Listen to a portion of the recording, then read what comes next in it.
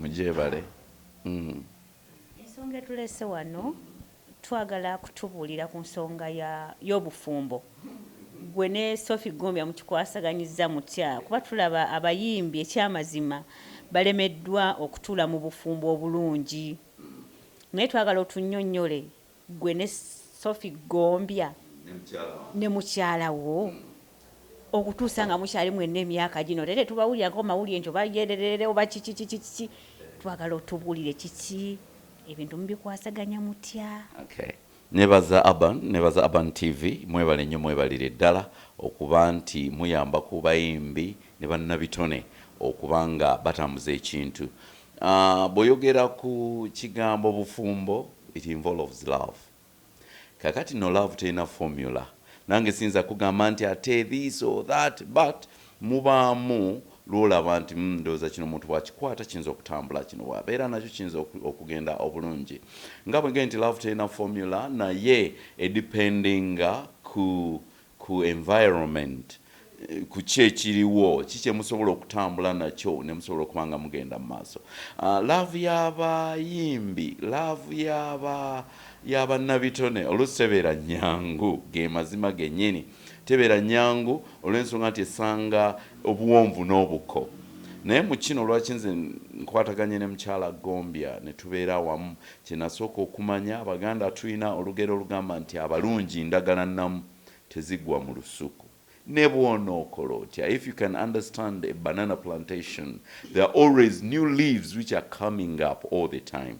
So kati buli lwoga nti nkyuse ogenda kulaba olulala olukola ki olukula oba oluvaayo. So kakati olina kwesonyiwa bwesonyi nobeera so appreciative with what God gave you. Kakati nze I appreciated Sophie so much and I'm not complaining.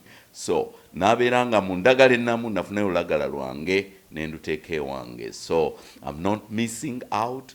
Naye problem eri ne bannaffe the artists, naddala kati nyinza okwogerako ne ba upcoming ones nti style gye tufuna mu bulamu bwaffe ye endinga ebintu byaffe byonna. Oluusi ebyandibadde obirungi eventually ne bi-endinga okubanga bibi. Nti tulina because for us when we are singing then, we used to test microphone 1 2. Kakati abaana ku bakazi bali ku microphone testing 1 2 till they will get the best microphone. To them maybe that's what they think. Naye eyo that kind of style, it's not a good style. Mbi era egenda basuulayo. Ekisooka you'll never get respect. Teri agenda kuwa kitiibwa. Teri agenda kulabanga omuntu akuze era omuntu atambuza ebintu bye, kubanga buli lwe tutambuza ebintu tufrontinga kye tuyita amaka bwe gafa tosobola kubeera na mirembe. So ekisooka kye nkugambye nti I and my wife we resorted okumanya nti twetegeera. Nategeera mukyala wange naye nantegeera. Ekimunyiza nkimanyi, ekimusanyusa nkimanyi. Bw'anyiiga I can always tell engeri gy'ayogeramu n'engeri gy'akola ki gy'atunula. So kakati ndowooza ebitukuumye wamu, and I always have a lot. Mbazadde naye emyaka 23, it's coming to 24 years now. Naye twetegeera kati twemanya. Bwe njagala omusanyusamu I can always do that. Bwe njagala so twetegeera mu bintu bingi. So ekyo kyengezaako okugamba abantu abali eyo nti tegeera patinawo wamufuna otya, because abantu bano bwe bava gye bava bw'ava ewaabwe, that's a different background. Naye bw'ova ewammwe, it's a different background that you have to emerge. Nomaginga bulungi ne mulaba ekinaabakolera. Will it do good for you or will it do bad? So bwe kigaana kiba kiganye, naye bwe kikoleeza oba kikoledde, kakati awo weekuume okulaba nga otambuza ekintu ky'obbaka gye kikoma. Kakati Uncle Sam, ensonga ya Nina Rose ne Daddy Andrew kuba bo tulaba nga tebasobole na kuweza mwaka mu bufumbo. Kireka giringa myezi 3 ku 4. Twagala otubulira ensonga ya Nina Rose ne Daddy Andrew. Twalaba Rema yavayo nalekawo Kenzo nagenda ne Amuza. Kiki ekiri mu bayimbi ekibagaana okusetolinga mu bufumbo bwabwe? nze kyekiri kyenkugambye nti abalungi ndagala nnamu tezigwa mu lusuku ne bwona okola otya ojja kugezaako luno ogezeeko luli okujjako nga ogambye nti kakati Daddy Andre nina Rose, that is all. Noga nti kaŋŋende oba mubi oba musanzeemu katutambule ffenna twegolole ffenna kikyamye tukikomyewo ffenna nti nekyaera kyenkugambye nti style ba artists balowooza bw'ayagala omukyalo ono n'ayagala oli ye prestige gyagenda okuba nga afuna mu audience. Nze ndowooza kiba kikusuula busuuzi ate kiyinza n'okwonoonayo career. Nolaba nga abantu baga nti oyo teyeesigeka, olaba amaka gamulema, olaba omukazi yamulema. So to be particular mu relationship yabo buli akikuttemu yakimanya. I can't say nti Daddy Andre is wrong oba Nina Rose is wrong. Naye akikuttemu yakikola ki yamanya obuzito bwakyo. Kakati nze mbasabira busabizi n'okubawa tips on how okubeera bonna kwe kutegeeragana ne beetegeera. Kubanga tojja kusanga mukazi nga talina problem era tojjamu abakazi kusanga musajja nga talina problem naye bwe muwumbawumba problems zammwe ne muziteeka wamu, that's when you can get a way forward for your marriage or for your relationship. Kati magezi gawandibwadde abayimbi naddala bale ba Spice Dana bashiba abatana bana kulowoozaako nti bannayo oba tulizaala ku baana oba tulifumbirwako ba Nina Rose bonna amagezi kigobawa. Nze kyengamba abantu bonna nti relationship kitiibwa. Okufumbirwa oba okufuna omwagalwawo kiba kitiibwa. Kyetwandibadde tulowooza nti kubanga tuba tuzaalibwa n'abazadde baffe batugamba batuziyiza nnyo mu myaka because it's a process. Development is a process.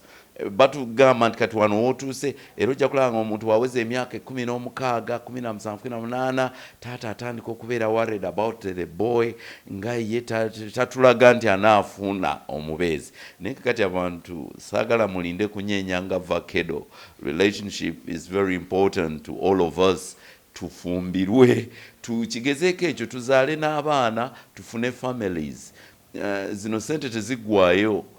Talent ojuwamu ka break and then nofuna other responsibilities ng'obufumbo n'okuzaala and then parenting nosobola okuba nga okitwala mu maaso. Tetulinda kukula nnyo ate mu abakyala mbabuulira omukyala wange yatandika okuzaala at a tender age. Wenkugamba nti first born waffe yali mu university last year, the final year. Oyinza okuwakana n'ekikuwa amaanyi okukola buli kimu n'okikolera mu budde bwakyo n'ozaala ebyo n'obivaako ate n'otandika okuwa omwami wo love paka. Kati tukyalina love nnyo gye tusharinga kuba kati abaana nabo banatera okufuna abaagala. So kakati kiba kirungi nnyo buli kimu ne tukikolera mu budde bwakyo ebintu ne bitambula bulungi. So the likes b'oyogeddeko ze mbasabira busabizi bategeere relationship nga bwe zitambula. Manyi they've ever been in relationships naye how to maintain. To me, I think it's the problem. Balina kumanya bumanya bwe bitambula ne batambula ne batambuza ekintu ne bakizza mu maaso. Waliwo kano akatalekeka. Kituufu abakyala baloga abasajja n'ogamba nti ddala n'ekirayika sitaamugombya Sophie Gombya yamuloga kuba kyamazima obufumbo bw'ennaku zino okuwezaamu emyaka 24 weyita baddogo nnyo ekyamazima simanyi naye twagala otubuulire Sophie Gombya yali omukuteko n'akadagala konna nti kaakano mukyayi kaakano muki kuba bana emyaka 24 si myangu. Bwe baba baloga ndooza yandoga bulungi. I may say abakazi baba baloga I appreciate aba yandoga bulungi because I've never complained. Kubanga eriyo bempulya be baloga, first and foremost I don't believe in dogo. Sirikiririzaamu and it's science engeri gyerikolamu.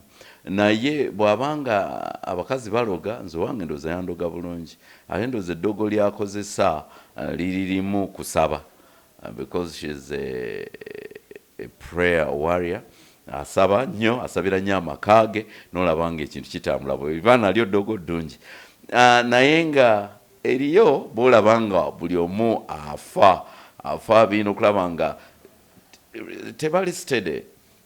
Oli naaba nga love yeewunzikira wamu nga tetambula tespreadinga. eryo ndooza lye bayinza okuyita eddogo ettuufu nga oli ayagala retaininge munne kibeere kintuntu. So simanyi nnyo nti baloga because in my relationship sikikwatangako endooza era singa nali nkikutteko I wouldn't have been with my partner because I don't believe in that. Sibirivingira mu ddogo, mbirivingira mu kusaba n'okukola ennyo. Nti bwe nkola ennyo nfuna ssente zibeezawo famire yange nensanyusa mukyala wange n'abaana. So eryo liryandibadde eddogo ndooza kukola nnyo ebintu ebisobola okuba nga bitambula bulungi.